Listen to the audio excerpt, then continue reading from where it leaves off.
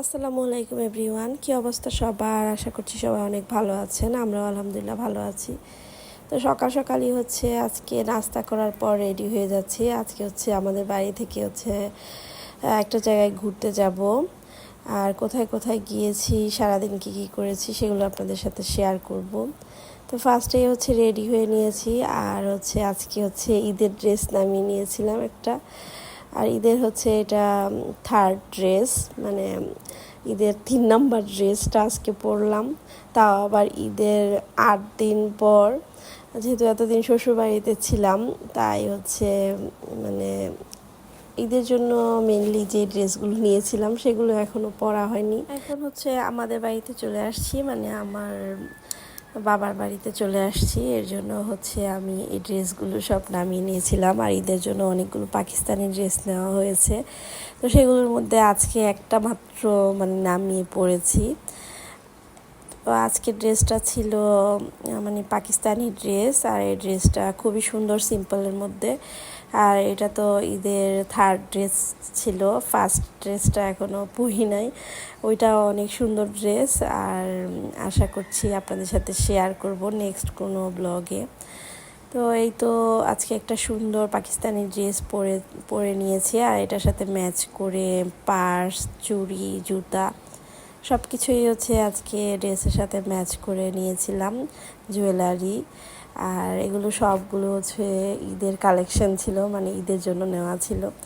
আচ্ছা, যাই হোক, এরপর আমরা চলে আসছি ঘুরতে সোনারগাঁ জাদুঘরে। এটা লোক কারুশিল্প জাদুঘর। আমি প্রতিবারই যখন সোনারগাঁ আসি, মানে আমাদের বাড়িতে আসি, এখানে আসা হয় মানে জাদুঘরের ভিতরে।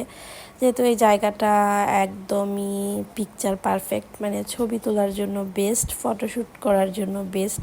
এর আগেও আমার বোনের বিয়েতে এখানেই ফটোশ্যুট করা হয়েছিল। সেই ব্লগগুলো আমার পেজে অলরেডি পোস্ট করা আছে, আপনারা চাইলে দেখে নিতে পারেন। তো আমার নিউ ফলোয়ার যারা আছেন তাদের জন্য আবার মানে পোস্ট করা আর কি।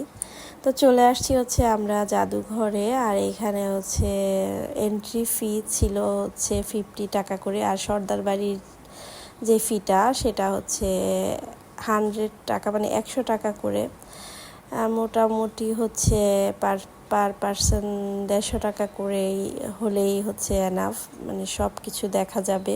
ফার্স্টেই আমরা ভিতরে ঢুকে সর্দারবাড়ির সামনে একটা দিঘি আছে, এই দিঘিটার মধ্যে কিছুক্ষণ বসে পিকচার তুলে নিয়েছিলাম, মানে ভিডিও শ্যুট করে নিয়েছিলাম। এরপর ভিতরে চলে আসছিলাম সর্দার বাড়ির। আর জাদুঘর 5টার দিকে বন্ধ হয়ে যায়, এর জন্য আগে ভাগেই চলে আসছি। আর আমাদের আসতে আসতে 3টা বেজে গিয়েছিল। আর আমরা সবসময় আলসেমি করে ফেলি, যেহেতু বাড়ির পাশেই একদম এই জাদুঘরটা। তো সবসময় দেখা যায় আমার আসতে ইচ্ছা করে না, যেহেতু এখানে আমার ছোট থেকে বড় হওয়া, মানে সবসময় আমরা কোনো প্রোগ্রামে বা এমনিতেও আমরা ফটোশ্যুট করতে আসি, ভালো লাগে। বিকেলবেলা এসে বসে থাকতে তো আরও বেশি ভালো লাগে। তো এই ঘাট, মানে এই দিঘিটার মধ্যে ঘাটের মধ্যে এসে বসে থাকতে আমার ভালো লাগে। এরপর আমি আজকে যে চুড়িগুলো পরেছি, এটা আর আমার যে শোজ, এই দুইটা আমি মিমি সুপার মার্কেট থেকে নিয়েছি। আর এই জুতাটা অনেক কমফোর্টেবল, পরে হাঁটতে অনেক ভালো লাগছিল আমার কাছে। আর এই পাকিস্তানি ড্রেসে আমাকে কেমন লাগছে অবশ্যই জানাবেন। আর অনেকে কোশ্চেন করেছিলেন আমি কোন জায়গার মেয়ে, আমি কি পাকিস্তানি মেয়ে কিনা। আমার ফলোয়ার যারা আছেন, আমি পাকিস্তানি মেয়ে না, আমি বাঙালি মেয়ে। আর আমি কোন ডিস্ট্রিক্টের মেয়ে সেটাও আজকের ভিডিওতে ক্লিয়ার করে দিয়েছি, আশা করছি আপনারা বুঝতে পেরেছেন। এরপর আমি সর্দার বাড়ির ভিতরে এসে তো আমার ভাই আর আমার হাজবেন্ড বাচ্চাদেরকে ফটোগ্রাফার বানিয়ে ফেলেছি অলরেডি। আর এখানে আজকে অনেকেই ফটোশ্যুট করছিল, আর সবাই আমাকেই দেখছিল। আমি কিন্তু ফটোগ্রাফার নিয়ে আসিনি, আমার ভাই, আমার হাজব্যান্ড, ওরাই আমার ফটোগ্রাফার। তো আমি মোবাইল দিয়েই ভিডিওগুলো করছিলাম। আর সর্দার বাড়ির ভিতরের এই জায়গাটা কিন্তু খুবই ভাইরাল আর খুবই সুন্দর। এই জায়গাটা অনেকেই চিনেন, বিশেষ করে আমাদের সোনারগাঁয়ের মানুষ তো, নারায়ণগঞ্জের মানুষ তো চিনেই, এর বাইরেও অনেকেই এই জায়গাটা চিনে। এই জায়গাটা আমার খুবই ভালো লাগে, মানে সর্দার বাড়ির ভিতরের এই মানে প্লেসটা খুবই সুন্দর। এখানেই মূলত মানে ফটোশ্যুট করলে বেশি সুন্দর আসে। আপনারা চাইলে এসে এখান থেকে ফটোশ্যুট করে যেতে পারেন। তো এই তো আমরা মানে সর্দার বাড়ির ভিতরে অনেকক্ষণ ছিলাম, ওইখানে অনেক ফটোশ্যুট করেছি।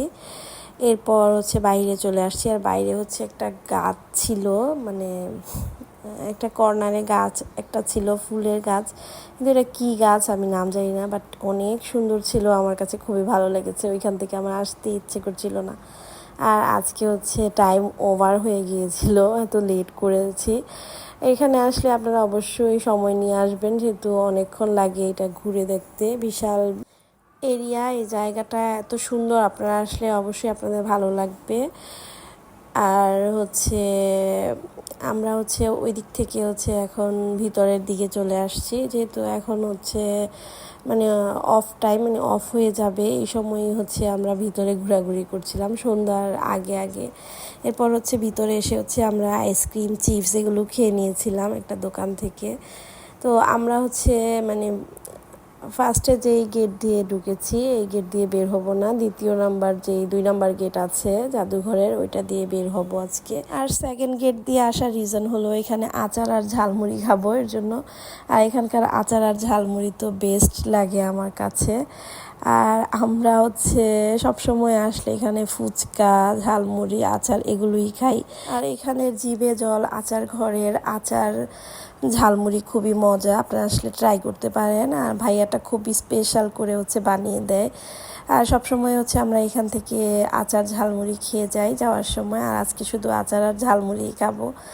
তো মিক্সড একটা ঝালমুড়ি বানিয়ে দিচ্ছে, ওনার স্পেশাল একটা ঝালমুড়ি, এটা কিন্তু খুবই মজা। এই তো আমরা আজকে সবাই মিলে ঝালমুড়ি খেলাম, আচার খেলাম, অনেক মজা করলাম।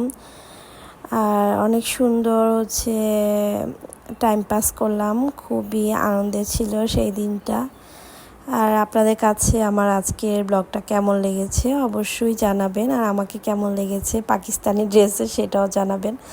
নেক্সট ব্লগে সবাইকে স্বাগতম। Thank you for watching.